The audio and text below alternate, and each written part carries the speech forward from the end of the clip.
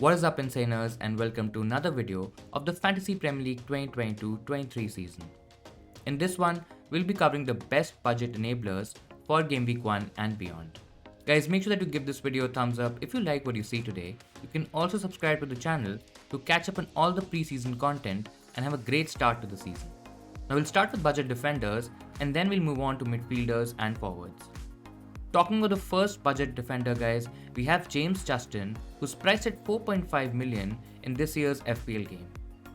Now guys, James Justin had a great 2020-21 season and he was only priced at 4.5 million, where he provided a lot of value. We all know what a James Justin can do at the back, guys. Justin was extreme value for money and one of the best defenders in the game up until his injury that ruled him out for a large part of last season as well. Guys, he's now back fit and he should be first choice left back for the Leicester team.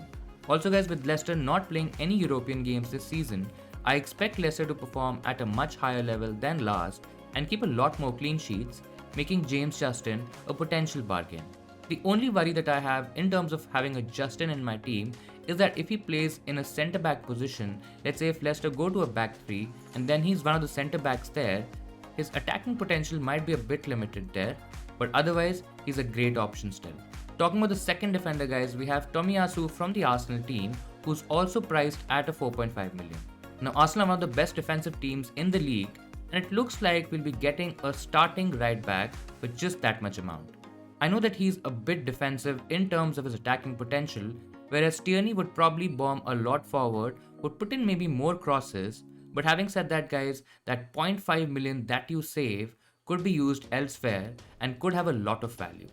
If Tomiyasu can stay fit and avoid rotation, guys, I think he could be a great budget pick this season. He's already in a lot of FPL teams and I think that ownership is probably just gonna get higher. To give this some more perspective, I think Tomiyasu against White is also a better option because with White you don't get a lot of attacking potential, which Tomiyasu could provide in the same price range. Coming to the third pick, we have Neco Williams, who's priced at 4 million and he could be a Nottingham Forest player very soon. Guys, currently Williams is a Liverpool player, but he'll most likely end up at Nottingham Forest, in which case we'll get a starting wing back for only 4 million.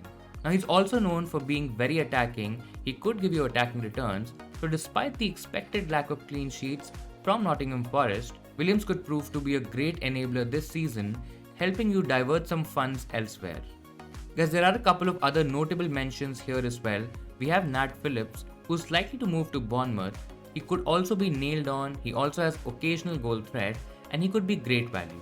The other option that we have is Erik, guys. There is a potential move to Fulham in play, guys, and at 4 million, being a starting centre back, I think he could provide some points.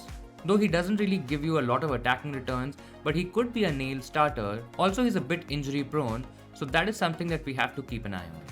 Coming to budget midfielders, guys, and we have to start this with ANDREAS PEREIRA, who's basically confirmed to Fulham, making him a starting 4.5 midfielder in FPL this season. Guys, what makes it even better is that Pereira will likely play in a relatively attacking role, so there's not only a guarantee of starts, but also potential for attacking returns, something that's quite rare for a 4.5 million midfielder. In a year where we might not have a lot of appealing, cheaper midfield options, I think Pereira definitely looks like the standout one right now and could be a lot of FPL managers' fifth midfielder option. The second option that we have here, guys, is Martinelli from the Arsenal team. Now, in terms of giving some stats to Martinelli, guys, he averaged 0.5 XG plus XA, which is expected goals and expected assists per 90 last season. Now, he also has the best opening 5 fixtures in the league. He could be a starting cheap option who provides us a lot of value and a lot of FPL points. Another thing to note here, guys, is that he has a better finisher ahead of him in the form of Gabriel Jesus, and he also has a better creator feeding him this season in the likes of Vieira. Now, when we look at last season, Martinelli seems to have secured the left wing spot in Arsenal's 4-2-3-1 with some rotation coming from the likes of Emil Smith-Rowe. Guys, he averaged 2.4 shots and 2.3 crosses per 90 alongside 6.67 box touches, which would put him in the 91st percentile among all attacking midfielders. Now, to say this again, guys, Arsenal's opening fixtures are just too good to ignore, and while Arsenal may not be at the level of Liverpool, Chelsea, City and maybe even Spurs this season, they are the next best in terms of chance creation. Now, considering Martinelli's comparable players at those teams, the likes of Foden, Diaz, Mount and even Kulusevski, they're all priced at 8 million. That's a lot more than what Martinelli is. So guys, with most people looking for 2 premiums and a heavy defense, I think having a 6 million midfielder you can absolutely rely on for the first 5 games, that could free up a lot of money. Coming to budget forwards now, we have the first name in Dennis Undav. Brighton have missed a good striker for a lot of years guys, and I won't be surprised if Undav tries to be the one for them. Now for those of you who haven't seen Undav play, he's a ruthless 2-footed, aggressive, clinical box striker.